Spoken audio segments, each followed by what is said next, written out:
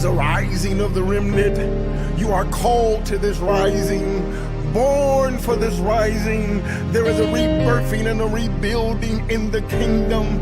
The remnant is like a burnt wall that is still standing, strong and courageous, committed to the commitment, walk in understanding and lives in God's purpose. The remnant is bold and fearless. They go from purging to purity to process. There is a rising of the remnant, and the kingdom shall prevail.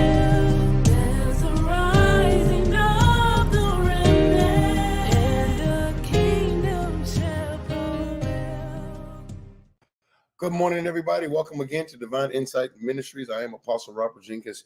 It's a Wednesday morning, 6 a.m. Eastern Standard Time, or Central Standard Time, and 7 a.m. Eastern Standard Time. But God bless you. God bless you. I see some marks on my glasses. But God bless you. As always, me, my wife, and the leadership staff take out the time to say thank you. We appreciate all that you do. We do actually do a couple things.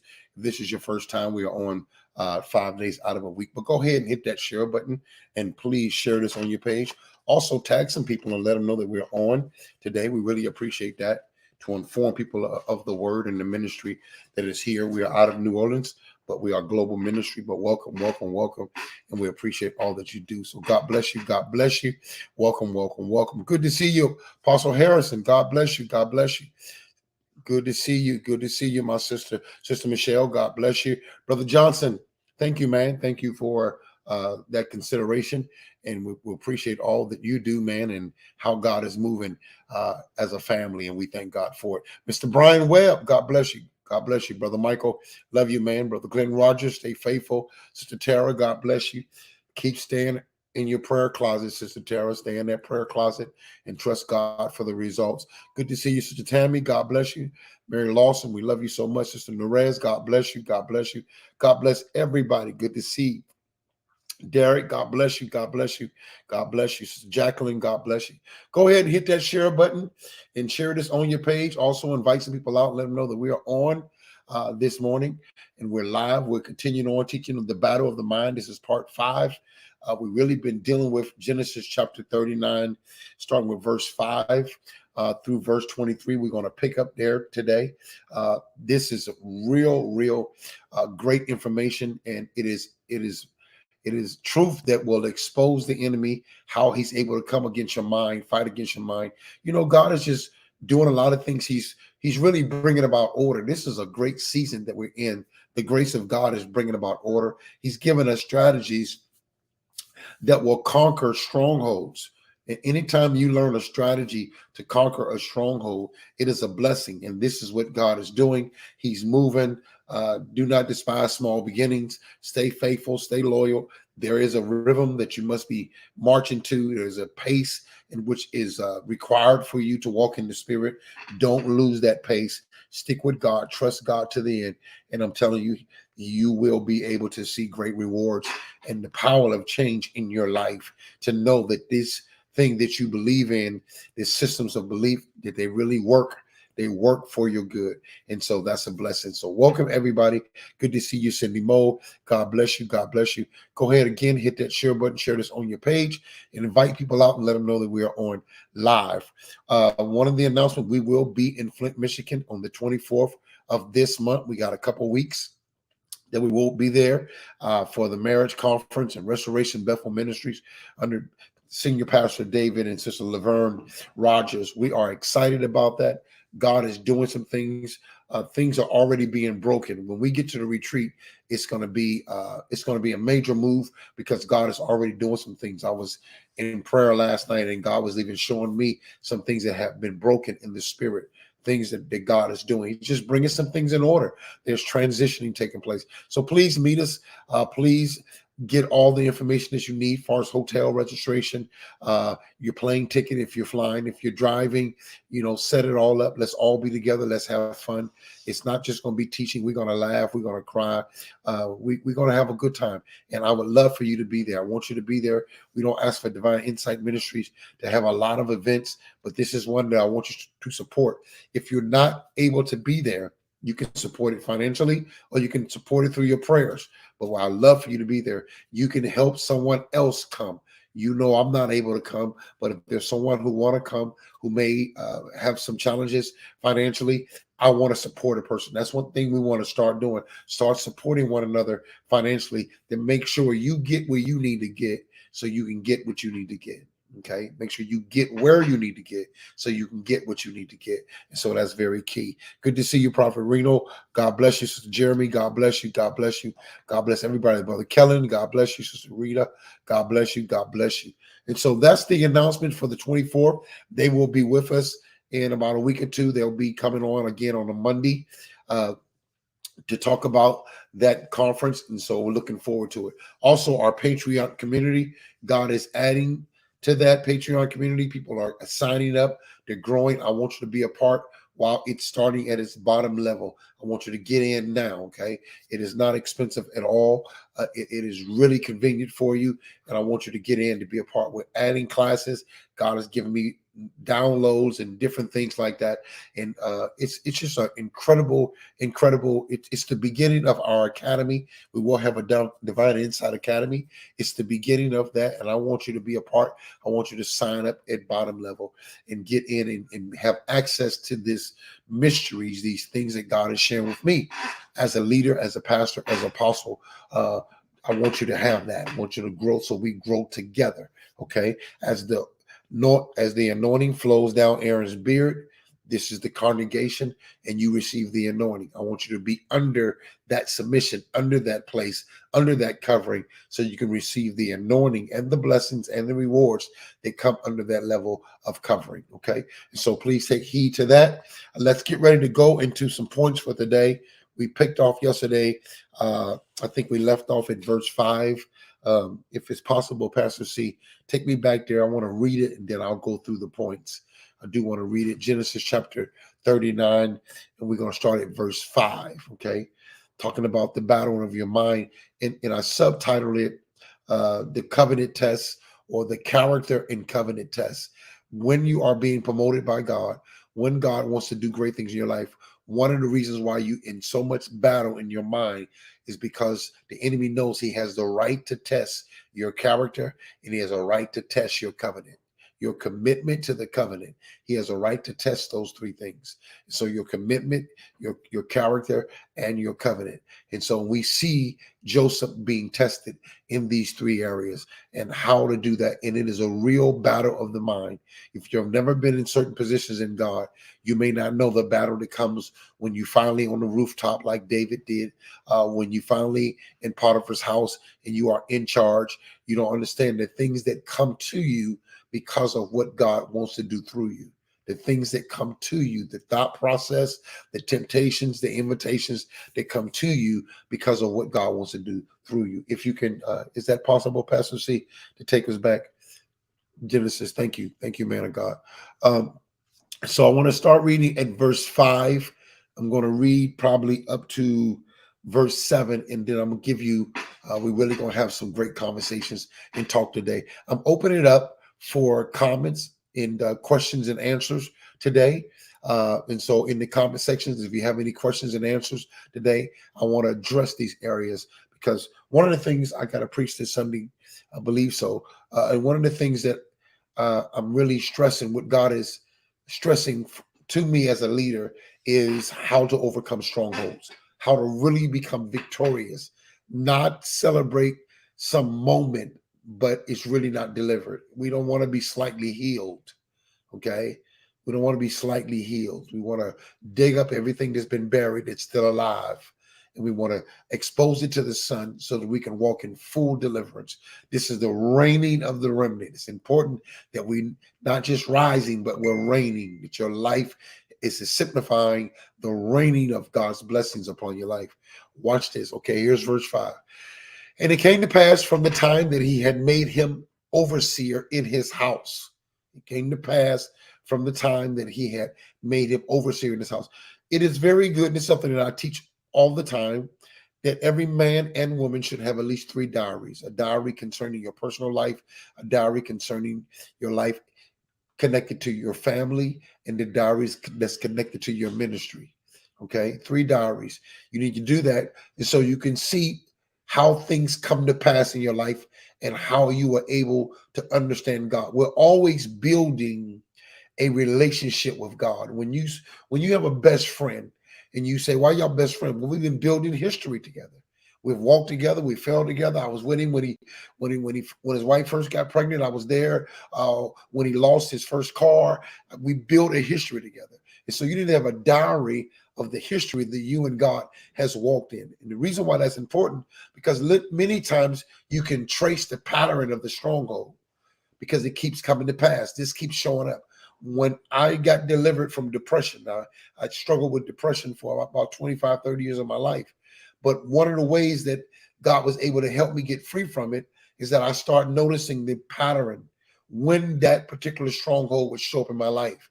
I started noticing that it was always around October or November, around Christmas time, getting close to Christmas, that my depression had a heavier weight to it. It was always around November and December that usually I was not connected to a church, or I wasn't preaching, or I wasn't playing. And I started noticing the patterns in my life that usually that's when breakup season would happen for me. That's when marriage wouldn't do good for me. It was around that time. And so because I had a diary and I was noticing as my diary, when I would look back, that here I'm writing the same pain. I'm making the same complaints, and I was able to see it in writing. And so I was able to locate, okay, why does it visit me in this season? Why does it come? And so why is it coming to pass now? And this is so important that you recognize it so you can identify it and know this is where it started from. This is the root of it. And now I got to learn, and God will begin to share with you this strategy to apply the right medicine to that season of problems, to that season in your life. And so, and even when you read the Bible, this is part of revelatory class, I'm teaching how to read the Bible, how to read it slow, how to hear in the text.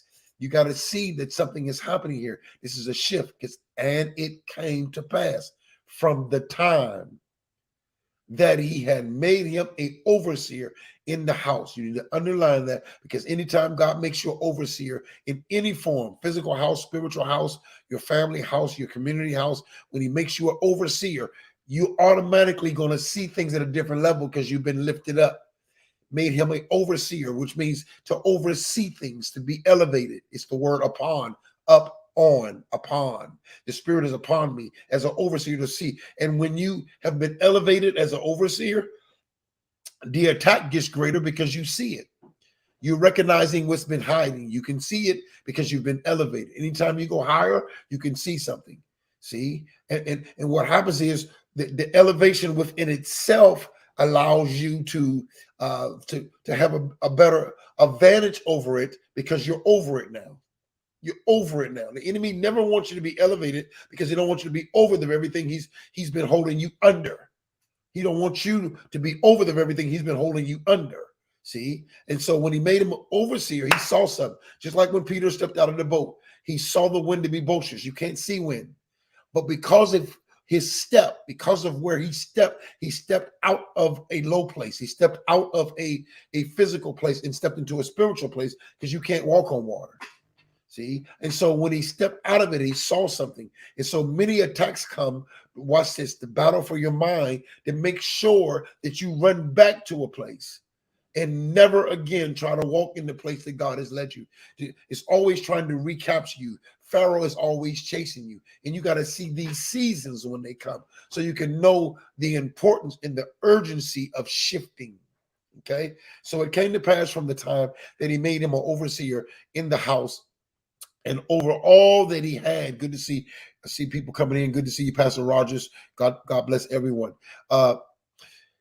And it came to pass from the time that he made him an overseer in the house, and over all that he had. Not only is he overseer in the house, but he has legal authority to make decisions about things in the house. This is another reason why the enemy battles with us, because he never wants us to operate in the house in the form of wisdom. Over all that he had, and that the Lord blessed the Egyptian's house for Joseph's sake. Now that's a key right there, because maybe there was something out of order in Joseph's house. And the blessing came because Joseph was there. Good to see you, Brother Rico. God bless you. Love you so much, Sister Connie. God bless you. And so many times you are in a house to bring a blessing to the house. The house can be out of order. The ministry can be out of order. The community can be out of order. God will send you to a house. And this is apostolic work because he was sent to that house. And so the Lord blessed the Egyptian house for Joseph's sake. See? And so you have to understand. And many times, watch this, the enemy will attack you because they don't want you to bring God to the house. He don't want you to bring God to this ministry. I'm speaking to somebody today. God, he doesn't want you to bring the level of anointing or the level of love or the level of forgiveness, whatever you carry. Wherever I go, I carry love. That's one of the qualities. And another quality that God has been helping me see even more is patience. I carry love. I carry patience. Any house I go into. So if there's some houses that God send me to, that the demonic activity is over, it will fight me just because it knows I'm going to bring something to the house that it does not want to give up its right.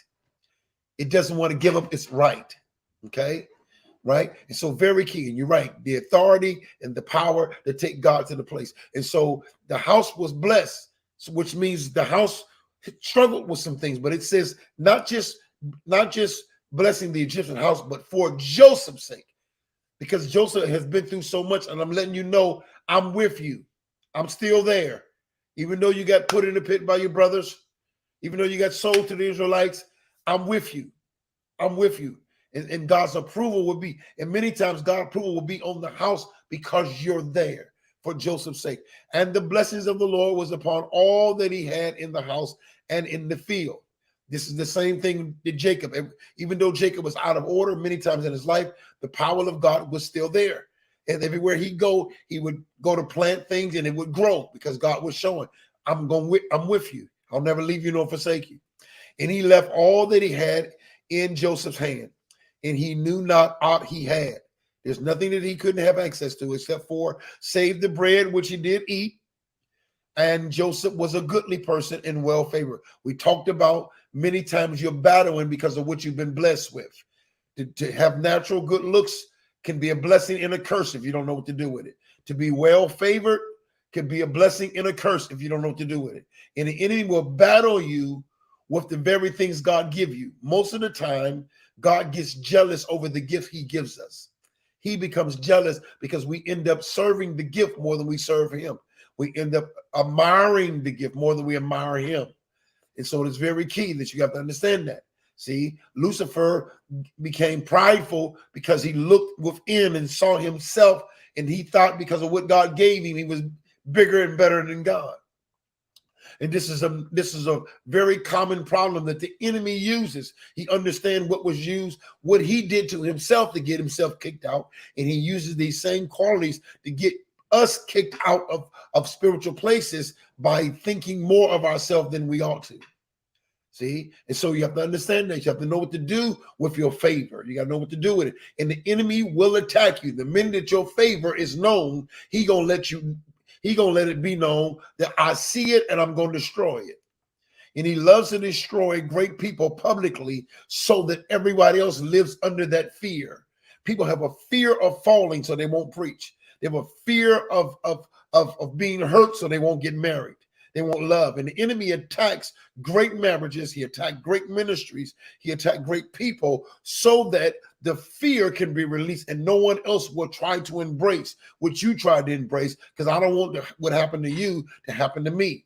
And so this is why he publicly does many things. He wants us to turn against the church. He wants us to turn against marriage. He wants us to turn against love, because he wants to do that so that we will never be in our position to take the house back, to bring the house to the alignment with God. Very key. And so verse 7 says, and it came to pass after these things, here we go, we see this shifting again. And it came to pass after these things that his master's wife cast her eyes upon Joseph. We talked about that. One of the things that will mess up your mind and mess up your marriage is when you have roaming eyes. And so we went over that yesterday. I don't want to go over everything because I have a lot of things to share today. Pull it up for me, son. And she said, lie with me. She said, lie with me. And it came to pass after these things that his master's wife cast her eyes upon Joseph. She stared, she glanced, she watched him, she observed him, and she wanted that. Okay, very key. And she was vocal. We talked about when you put vocals to your eyes, when you start speaking what you've been looking at. You ain't just looking at it, you communicating with it now. You letting it know I want you. And there are times in your life the devil's been watching your life. He's been watching how gifted you are. He's been watching the anointing on your life. He's been watching your calling. And then eventually he will come to recruit you. And I don't care who you are and how powerful you are, there will be a time when the devil will say, he will negotiate with you and say, will you lie with me? And many preachers have sold their souls for money, for gain, for women, for power, for prestige, because they was able to lie with the devil on those terms. And so don't just think of this as man and woman. Look at this as any negotiation that is outside the will of God. See, that's why we talked about yesterday. One of the points that we talked about is when you no longer honor the covenant. There's a covenant. You're married to a man. I'm not intimate with that because I'm in covenant with God. Let God be true. Let every man be a liar. I am not making an agreement with things in my mind that I know God is not in agreement with. I'm supposed to cast down every thought and imagination that exalt itself against the knowledge of God. And many times we lie because you know that's not the method in which God wants you to achieve that thing. But you made an agreement. Okay, we can do it that way. Okay, we can con the people. Okay, I'll lie to them. Okay, I'll manipulate them, or whatever the case may be. And many times we don't know who we sleeping with in our minds. Who you sleeping with up here? It's the battle of the mind. What you sleeping with up here? You sleeping with insecurity. That's why you keep feeling insecure. That's why I don't care how much somebody tells you they love you. You never feel love because you slept too much with insecurity. You sleep with fear. You sleep with low self-esteem. That's who you lie with. And so don't just see this as a woman, but see this as a soul. The soul comes to say, the woman represents the soul. And the enemy wants to have a baby. He wants to get Eve to do something so he can birth a Cain through you. He wants you to do something so you can birth an Ishmael. See? And so it came to pass after these things that his master's wife cast her eyes upon Joseph, and she said, lie with me, and then we'll get into tomorrow. But he refused and said to his master's wife, and we'll get into that. But I want to get into why did these things happen? What is really going on in this room? And let's examine from as many angles as we can of the possibility of how to win these battles when these things happen. Okay, very key. You can take it down now, son. And so point number one is, and I'm drawing this point from when it says, and it came to pass that he made an overseer of his house and all that he had.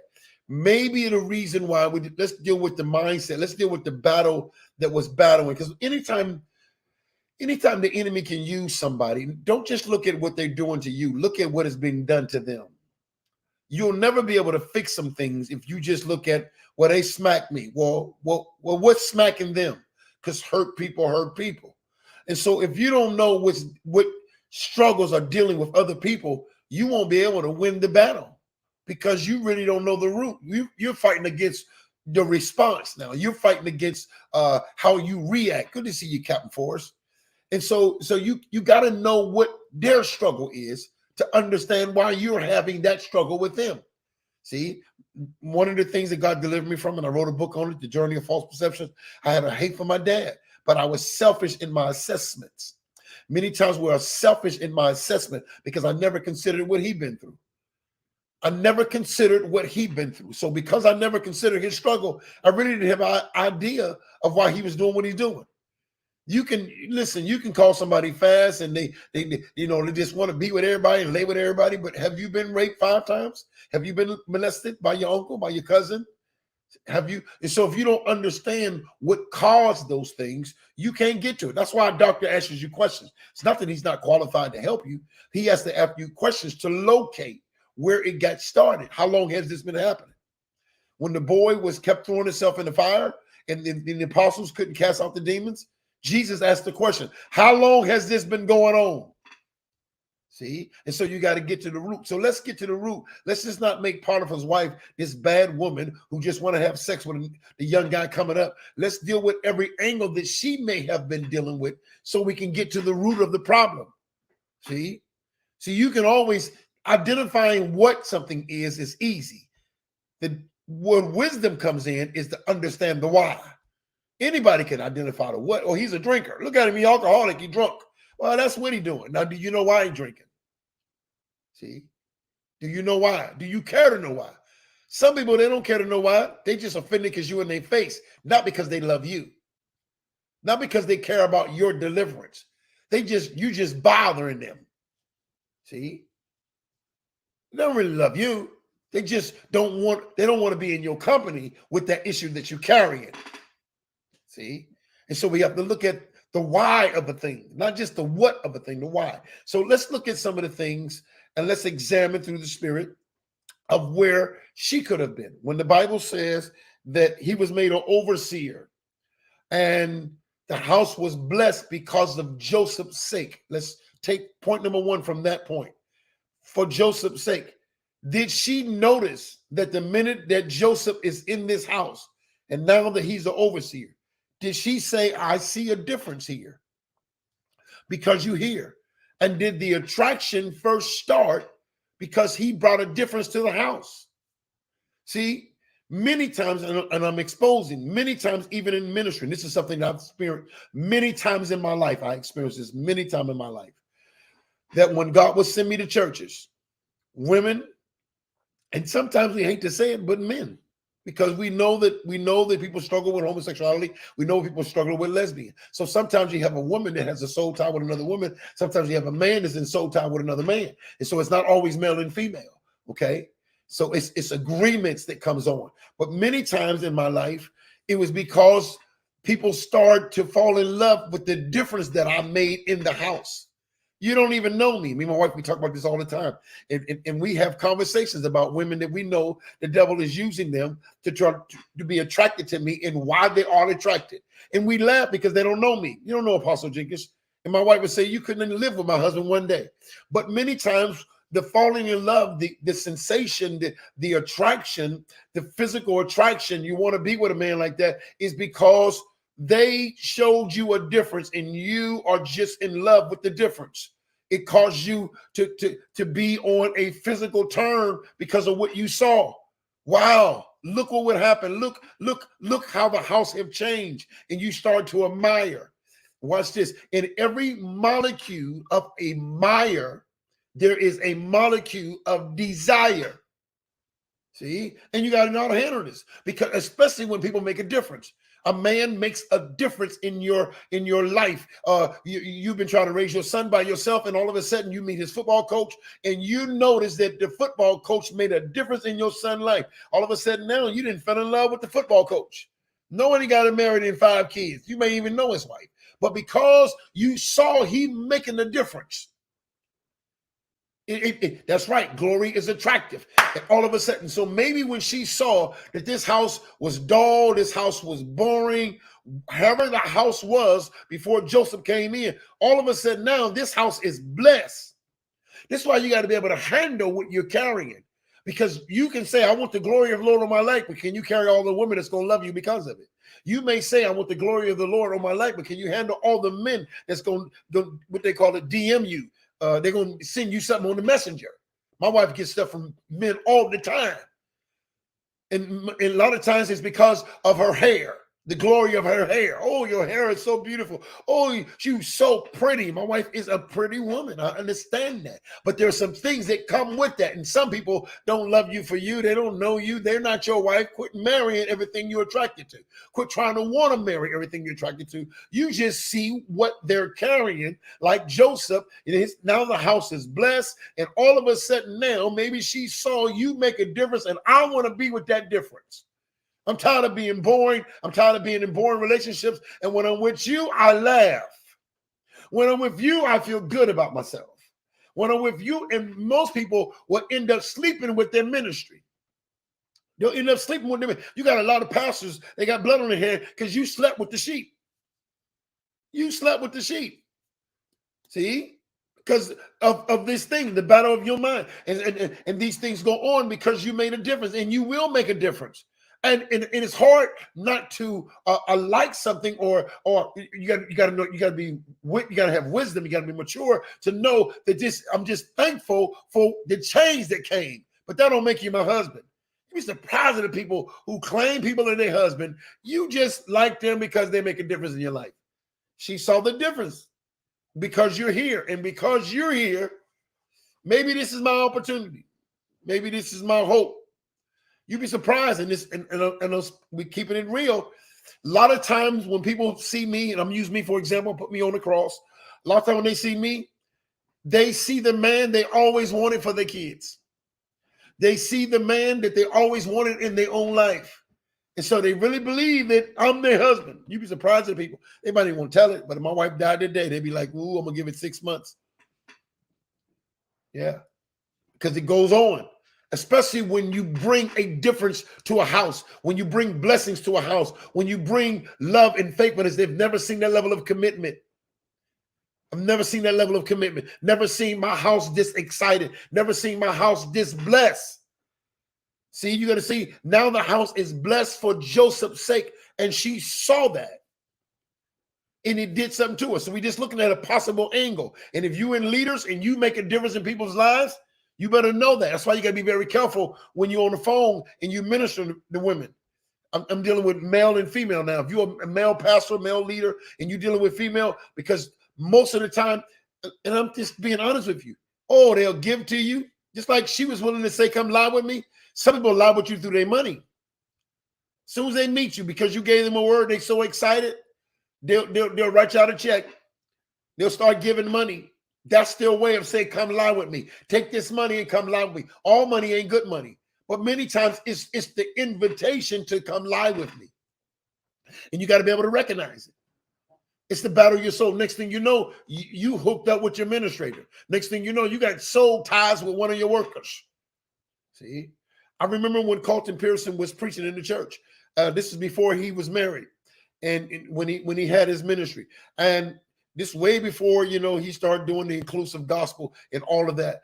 And when he announced that he was getting married, and you can look it up on YouTube, he lost 1,000 women. 1,000 women left his church the minute he made the announcement that he was getting married. Why? Because they were there for him. And a lot of times it's because of what you do. You got to be honest with it. You are a great man of God. You are a powerful woman of God. Why? Sometimes it's the opposite. Sometimes it's men who see a woman, look how submissive she is to her husband. And so now you desiring her, you like to be in her company because you see something in her that she gets to her husband that your wife don't give you. And the devil uses this to battle against. So this is a reality. Anytime you see something on the outside that you ain't getting on the inside, it can cause some problems. It's just real simple. So all of a sudden, we don't know how that house was, but all of a sudden, Joseph showed up at the house.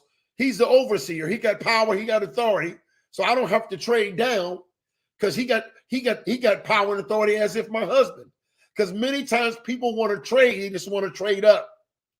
You ain't happy with the man you with. You ain't happy with the woman you with. You just ain't, you just willing to trade up, or at least at the same level. See, real talk. So we got to look at that. So maybe she sees a difference because you're here. I see a difference because you're here. And that could bring the battle. That can bring the battle. I hope you're hearing it. I hope you're dealing in your mind. If you've ever been in this case, if you have never been in this case, prepare yourself because it's coming. It's coming. Okay. Very key. Point number 2, I put, let me reward you for the change. Some women will do whatever you want them to do or whatever the devil wants them to do, and vice versa. Some men would do as a reward to you making a difference in this house. It's the way I reward you. And that is a godly principle for married couples, but not outside the covenant. We should reward one another. God is a rewarder. He rewards us who diligently seek him. He's a rewarder of them. And so when you being sought after, when you being understood, that is a reward. But a lot of times this is the reward because of what you brought. This is how negotiation goes on behind the scene. I'll reward you in this way. See? Because you made a change in my life. So how can I reward you, Pastor? Apostle, how can I reward you? And you don't even know that you're growing soul ties, that the battle of your soul, you're giving people interest way to your heart. See? Real talk. And so maybe she thought you made a difference. I don't know how terrible that house may have been before Joseph came on. We just keeping it real talk this morning. But some reason she wanted to lie with him. And we looking at every angle. Could it have been that was her way of rewarding? Could it have been that she was raised to reward? Many young people are raised to reward. And so the only way that they can show appreciation is to give themselves. That's why you have to be very careful when you reward your kids just for what doing good. Because what happens is they don't know rewards for who they be. They only know rewards for what they do. And so they grow up learning to perform so they can receive rewards, because that's what you told them. If you get good A's, I'll give you a bike for Christmas. So that's your reward. If you do this right, I'll give you this. You treat them like a dog. They'll tell you when you're training a dog, you give them rewards. Sit down, Spot. And he sat down and you give him a cookie. Sit down, Spot, you give him another cookie. So he knows that he's been doing a good job. But, well, you didn't supposed to train humans like that. You train humans, you reward them on who they are. This is why God said, this is my beloved son in whom I'm well pleased. That affirmation had nothing to do with what Jesus did. Had everything to do with you are my son. The greatest reward is to tell you, I love you. I don't care if you get all F's, you are my son. I don't care if you do things that you should not do, you are my son. We don't reward based upon behavior, because now you grow up needing to be a performer. See? You needing to be a performer now. And so maybe she was raised up in a prostitution mentality. So if you make a difference in my life, this is my way of reward. And be surprised of the women that grow up with a reward mentality concerning a man. And so when you took me out to dinner, that's why you think you should lay with him, because he made a difference in your life. He helped you with your kids, so you think you should lay with him, because you're building that mindset, and you don't even know you're battling for your soul, because when he leave you, he gonna take a part of you with him. Now you ain't your complete self, because you all over the place, because you didn't sleep all over the place. See, and so this happens, and so maybe she was raised that way, and so finally, because you made a difference in this house, let me reward you. See, let me reward you for the change, because I know this house is blessed because you're here. And be surprised at the people who don't know how to thank you for being obedient to God. They have to be part of the reward system. You'd be surprised at the preachers. This is very common. I feel the anointing. This is very common with musicians. Musicians, most of the time, nobody worry about the musicians being saved. That's right. It's just perform, and I'll reward you. Matter of fact, a pastor can meet a musician, not have a musician at the church, and say, how much you charge, man? See, it's automatically, it's not, do you love the ministry? Do you love the church? Do you love God? It's performance. This is why you don't mind him getting off the drums or the piano when you're preaching, because he ain't there for that. He there to play. So you'll let him go outside and never mention anything to him, long as he come back in on the end of your message when you're hooping. Because he's a prostitute. And this is why if you talk to musicians, if you talk to people in the church, they feel prostituted. They feel like they don't call me during the week. See? And many times when you got people who can give to the church, but you really never make them important, then they feel prostituted too. You only miss me because I'm a big giver in this church. And so it's prostitution now. And so, since if you're giving me money, then I'm looking for sexual activity. I'm looking for some level of intimacy, some level of exchange. And many times in our churches, we ain't got nothing but pimps and can't say the other word because y'all probably ain't ready for that. But pimps and prostitutes, let's go there. Yeah, it's a pimping system. And so we reward one another, and people are rewarding, and you got women rewarding somebody else's husbands, and husbands rewarding somebody else's wife. All these things go on in the battle of the soul. And so maybe her mentality was, let me reward you, because you sure made a difference in this house. See? Sure made a difference in this house. And these are things that we do. I even know when it is when the negotiation of these terms are being introduced. Because sometimes people will come to me and they'll go, you sure made a difference. And I can tell when they say difference that some of their physical is in that word. It ain't just a pure thank you. It's, wow, you touched me. Man, I wish I would have had a husband like you. Man, I wish I would have met you before you got married. It's all those things because I made a difference, because I preached the message. See, many times you'll fall in love with a preacher, and really, especially if he's single, you'll think he's your husband by what he preached of what you need. He'll preach a message. You say he preached a message about love. You need somebody to love you. So you really believe he's your husband. That's how you get in trouble. When you, after church is over, a bunch of single people, y'all go to McDonald's, y'all go to Denny's or wherever, and he begin to talk. And when he begin to talk, you see his words in your house, and you want to reward him before the marriage take place because of what he said at Denny's. That's how you was able to sleep with him. That's how you was able to make it. This is how you end up messing up, because some way you feel you need to reward him, especially for a woman, because she's called to be a gift to a man. So how can I show him I appreciate him being the man in my life? And so it happened. Now you got sexual soul ties. You got the battle of your mind. Now God is offended. The Holy Ghost is grieved, but the activity is already taking place. And so maybe the reason why she said, come live with me, because he made a difference. The house is blessed. And she wanted to reward him for the change that he made. You made a change in my life. I didn't even feel good about myself, but you made me feel good about myself. So let me sleep with you.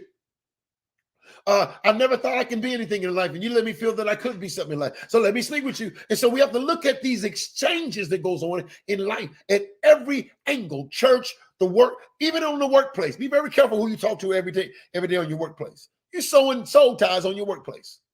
So you got to reward him because you was going through with your husband and he listened. Be very careful when people will listen to you when you're going through, because you're vulnerable. You're vulnerable. See? And so maybe that was the case. We may go an extra 10, 15 minutes today as well, son, because this is so needed. Okay, so point number 3. Maybe the reason why she came after him and this soul tie is because point number 3, do I still have it? Maybe she had some, and we're dealing with the woman and the man, maybe she had some low self-esteem about herself. Maybe Potiphar was so busy being an officer, so busy doing what he do, that she felt like, you know what? I don't know if I have it. I don't know if I have it. Many women go through this. Why you'll see sometimes women change their hairstyle every week, because really there's some things going on dealing with the feminine side of a woman. She needs to feel good about herself. She needs to feel that way. And so be surprised at the things that people do because they're trying to see if they have it. And you testing to see if you have it and got you in trouble. Trying to see if I still got the Mac on me. Yeah, you got the Mac on you. Now you about to Mac out. See? But you're testing because there's some voices that are speaking to you that you're not honest about. You're not dealing with it within yourself. And so you'll end up doing some things. You know, when somebody, you 60 years old and you're dressing like you're 18, you're trying to see if you still have it. That's why I don't cut my beard. I have friends tell me, man, won't you dye your stuff? I don't need to dye this. My wife loves me for who I am. I love me for who I am. And the gray don't define me. It's a way to express me, but it don't define me. But I don't need to do certain things to see if I still have it. I can even tell, watch this. I can tell people going through the battle by your Facebook pictures. Because the minute that you having a problem in your marriage, your pictures are different. Yeah, your pictures are different. Absolutely. Could it be the lack of affirmation from your daddy? Absolutely. She could have never been affirmed. And here Joseph showing up, blessing the house. So let me see what he see that daddy didn't see. See? Maybe he see what my husband don't see.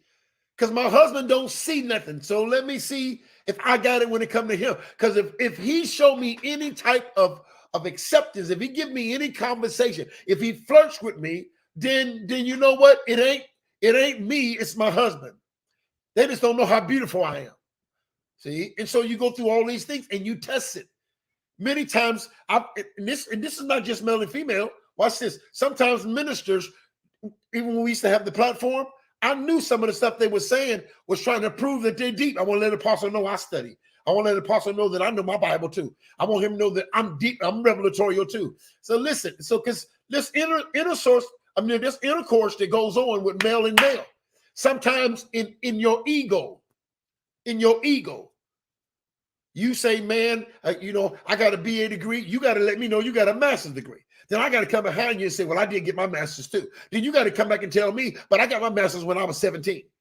See, there's intercourse going on in the competition. I want to prove to you that I got it. Let me, hey man, come over to my house, man. I want you to see something. Well, you got to let me see your new car. See? Because you want me to know you still got it. You ain't the only one that's blessed. You ain't the only one that know revelation. You ain't the only one that's traveling. All these different things. And sometimes when we preaching, you ain't doing nothing but advertising. You ain't doing nothing but taking off clothes. A lot of times when you go into church, you go into the strip club. The preacher's just stripping. He'll say something deep. That's why I used to really have a problem with when preachers would preach and they walk up and throw money on the stage. You act like we're in a strip club. That's a stripping mentality. He says something deep, you give him a 20. He says something deep, you give him a 10. Is y'all stripping? No, we understand you trying to justify it. We threw money at the apostles' feet. So you grab a scripture, but is that really what's going on? Or did the strip club mentality just come in the house that if you say what I want you to say, if you talk about my husband while I'm here and say men don't do nothing, they lazy. I've been trying to tell my husband he lazy, he don't do nothing. So the preacher finally says something, so I'm going to give you 20, take off another piece of clothes. Strip some more, say something else that I agree with. And if you show me what I want to see, I'll give you a big offering. I'll tithe extra this week. Oh, it ain't nothing but stripping. It's stripping. See, do I still have it? See, do I still have it? And so these things are the battles of the soul that bring about many things. And we got to look at it. So we look at it. Was it because she saw that he made a difference? Is it because she wanted to reward him? Did she come to him because she didn't know if she, and let me tell you something, ain't nothing worse than you being connected to somebody who make you feel better than what your wife. See, this is something me and my wife, we talk about all the time. I'm trying to tell you, we talk about this all the time. Ain't nobody going to make me feel better than my wife. My wife is my first cheerleader. Many times when I'm preaching, my wife will send me a tithe. She will bless. Why? Because she ain't going to have people sowing to me and she don't sow into me. Because the enemy will mess you up with that. Even your wife don't even give your ministry. See, no, my wife gives my ministry. My wife is my greatest fan. She taking notes. We talk about the message before the message and sometime after the message. Many times she sit right there with me. Why? Because you ain't bound to make me feel like I don't know if I got it, so I'm looking on the outside for somebody else. You don't let nobody celebrate your husband more than you do. You don't let nobody celebrate your wife more than you do. That's a problem. I'm telling you. Other people's words will find out that they got empty seats and they will say something and sit right in your husband's seat. Now you got seats in his life that belong to you that somebody else is sitting there. Their words are sitting there. See, this is go back to what Brother Allen was saying. This is why a father must tell his daughter, I love you. You are beautiful. Why? For another man won't be able to come along. The first time she heard I'm beautiful, it was tied to a drug dealer. And then you wonder why your daughters is dating drug dealers. Because they said something in a seat that you never spoke into, Daddy. You never spoke to that seat. Well, why you love that? You are everything Apostle Jenkins say you think is right. Because you ain't never spoke to it. Now she letting my words sit in seats that are supposed to be your words. This is why, I mean, Mark was talking about this the other day. This is why Apostle Paul say, if you got a question, then wait till you get home and ask your husband. Don't fall in love with another man's word. See? This is what it means when it said let a woman keep silent in the church. It wasn't talking about that she don't have no voice. It was talking about don't let another man bring the affirmation when you have a connection, when you have a covenant. See? And when you feeling like you don't know if you have it, but you connected to somebody and you still feel empty, this is the real reason why the woman at the well kept getting in marriages, because no man could fulfill her. Her well was deep. A lot of times you are a deep woman, but you marry a surface man. Now other men have to take up the space because you marry somebody who was never equipped to fulfill you. You know they can't speak to you at that level. They weren't even in church when you got with them. Now you're wondering why they don't understand why you want to be with somebody else who speaks in tongues, because they don't speak in tongues. Well, you knew that when you got married to them. You knew they didn't have what you needed. They couldn't speak to your soul. They didn't see you. See, they only married you because they lied with you, not because they ever saw you. And the worst thing you can ever be connected to is somebody who can't see you, and somebody on the outside sees more than you than the people on the inside seeing you. That's a problem. It's a major problem. So maybe she did these things because she was questioning, do I still got it? And you complaining, you wearing all that makeup because I don't know I got it without the makeup, baby. You never tell me I'm beautiful. See, this is why I be hard a lot of times. I have a problem with women who only look good for the anniversary, especially when if it's a man pastor. Ain't no way in the world my wife gonna put on her best dress for an anniversary and I ain't seen it. No way in the world. You need to get dressed during the week. Look good for your husband when they got nothing to do with church. Ain't got nothing to do with going to the game. Yeah, look your best. Why? Because you want them to see you. Because watch this. Because if you only want to look your best for somebody else, that's a problem. See? You'd be surprised at the people doing anniversary time come on with brand new stuff and the husband going, I didn't even know you had that dress. Yeah, this is for the pastor's anniversary. So now you're wondering why when you tell me how good the pastor preached, I don't want to hear nothing the pastor got to say because he didn't already stole my wife for every anniversary. You ain't never bought nothing new just for me. On our anniversary, you didn't look that nice. On our birthday, you never looked that nice. All of a sudden on his, you are at your best. It's a problem. See? Real talk. So maybe her problem was, do I still have it? Point number 4. Maybe her problem was she was saying, show me that I'm still valuable. Because a lot of times when you're working in the house, you don't feel valuable anymore. You feel like a worker. All I'm here for is to wash dishes, cook the food, take care of the kids. So a lot of times when another person comes in, you trying to get them to respond to your private struggles. And maybe she was saying, I don't feel valuable because he's so busy doing everything else, he don't see me. So if you lay with me, Joseph, I'll at least feel that I got some kind of value or that I have some type of worth. See, what we're talking about now is internal problems that happen in marriages, in business, in ministry. And so maybe she was saying, come lay with me because I don't feel valuable because he gives me no time. He never sacrificed anything for me. And so am I still valuable? Am I necessary? If I died today, would nothing change? Do I make a difference in this house? And so if something new comes to the house, maybe they'll show me my value and my worth. Because sometimes the people that know you take advantage of you.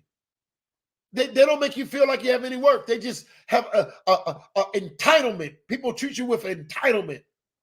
That's why, and you talk to Pastor, I try to tell him every day, man, I appreciate you, son. Love you so much. Thank you. We probably never get off the phone without saying some form of love you because you don't want people to feel like they're not valuable who do work in the house, who have worth in the house. And this is something, watch this. This is something that we have to change. Most of the time we treat strangers better than we treat sons. Most of the time we treat strangers better than we treat sons. We treat strangers better than we treat husbands and wives. This is why your son can cut the grass and you give him nothing.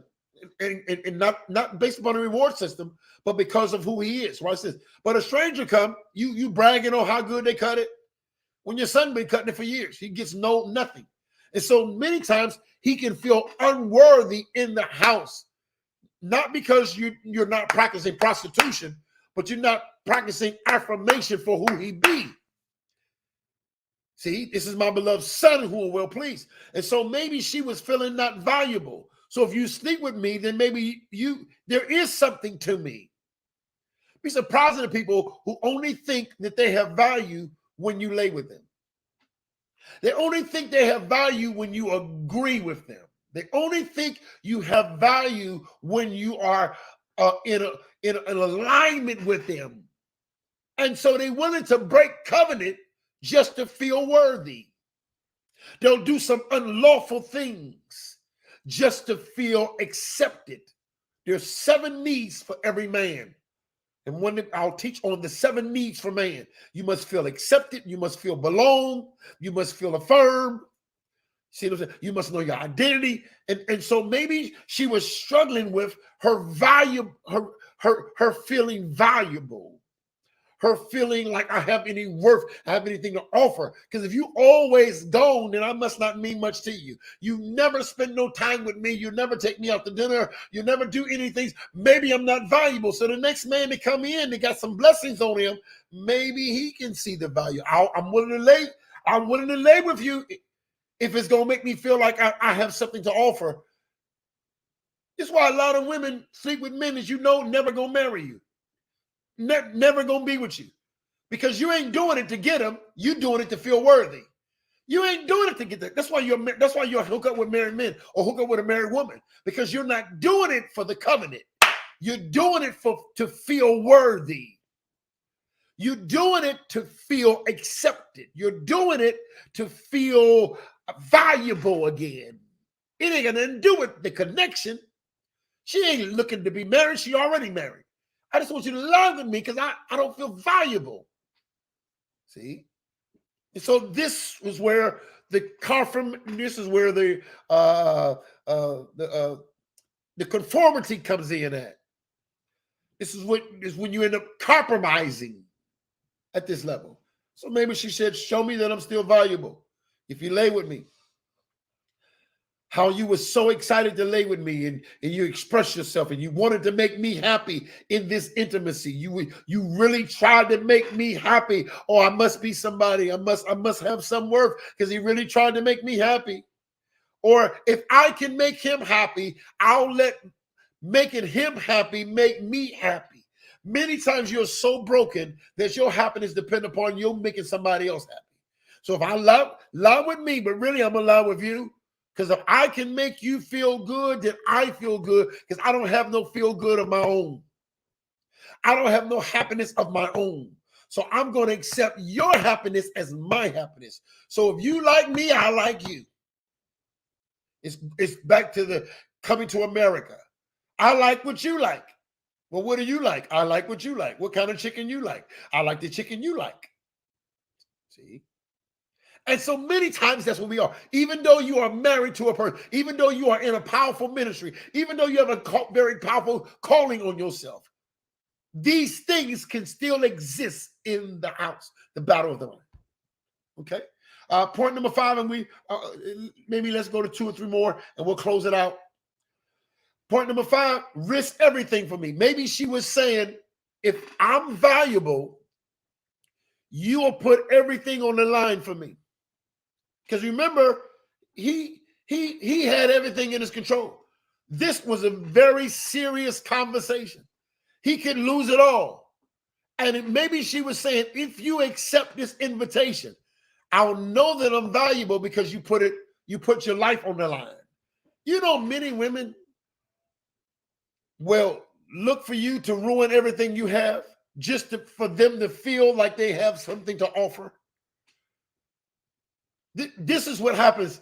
I mean, this is heavy stuff. Probably need to do a whole new teaching on this.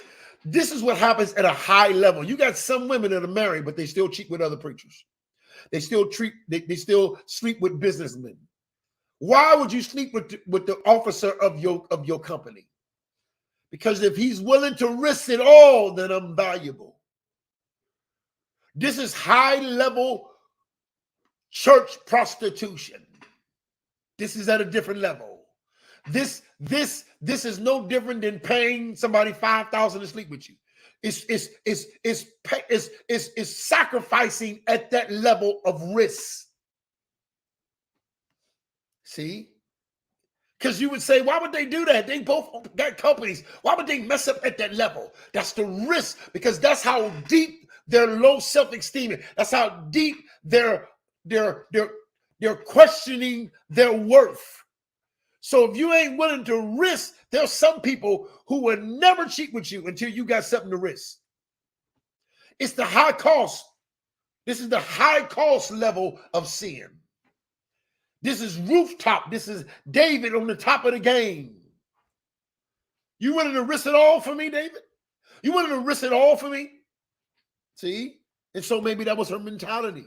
Maybe she was a different person, because look at the position that she was already at.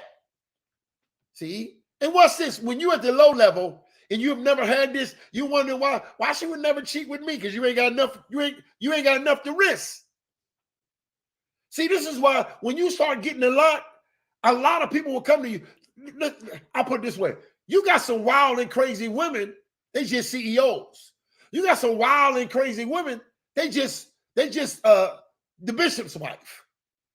They won't sleep with, just like young people who sleep with you when they don't have nothing. You can go to the club and sleep with somebody on a one-night stand. Well, they got one-night stands at a higher level. They got one-night stands at the penthouse. It's just a greater cost. This gonna cost you your ministry. This is gonna cost you your marriage. This is gonna cost you your prestige. This is gonna cost you your reputation. But they're the same type of mentality. You know, I can't talk street. We're not gonna talk street today. But it's the same type of woman. It's just one at a more qualified level.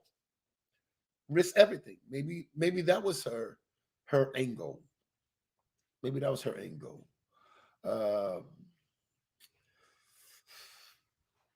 Yeah, let's stop there. We'll pick up on the rest of the points tomorrow. We'll do this one. God bless you. Thank you. Cash App, $ Apostle Robert Jenkins, PayPal, Apostle RJ. Please make sure that you're giving. Please make sure that you're giving. Cash App, $ Apostle Robert Jenkins, PayPal, Apostle RJ. If you're in the YouTube, you can give on a super chat. If you're on Facebook, you give. This is definitely a season to give. Show God you're grateful by your giving, especially this level of work. I exposed so much today. This is something you should watch over and over and over again. Even if you're not in this situation, maybe you'll be able to see what's going on in your ministry. Maybe what I'm talking about may not be in your house, but it is at your house where you worship at. And now you'll know how to pray for your pastor and pray for your leaders. Because I just shared with you what happens. You'll be able to pray for other marriages, your children's marriages. So sometimes we feel like, well, that I'm not dealing with that. I'm faithful. I'm loyal. Well, somebody around you is. And now you'll know how to tell them. Now you'll be able to warn. That's trouble right there. Be careful how you receive that. The way you're thinking, you many times the way you thinking, you already prepared for the devil to put you in a cheating situation. The way you think about yourself make you accessible to cheat. If you have low self-esteem, if you have fears, if you have you don't know who you are accessible to certain things. So make sure that you're doing that. Cash App, $ Apostle Robert Jenkins, PayPal, Apostle RJ. Good to see you, Demetrius. Love you, son. Man, we don't get a chance to talk like we used to, man, but I'm always praying for you, proud of you for what you're doing. God bless you. So Cash App, $ Apostle Robert Jenkins, PayPal, Apostle RJ. Sister Sylvia, God bless you. Sister Leah, God bless you. Looking at some of the faces. Sister Kelly, God bless you. Make sure that you're giving.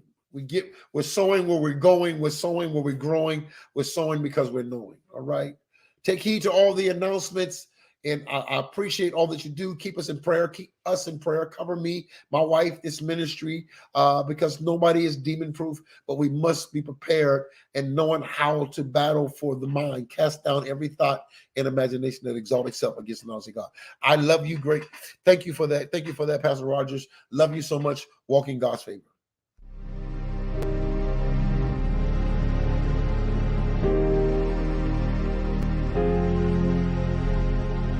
There is a rising of the remnant. You are called to this rising, born for this rising. There is a rebirthing and a rebuilding in the kingdom. The remnant is like a burnt wall that is still standing, strong and courageous, committed to the commitment, walk in understanding and live in God's purpose. The remnant is bold and fearless. They go from purging to purity to process. There is a rising of the remnant, and the king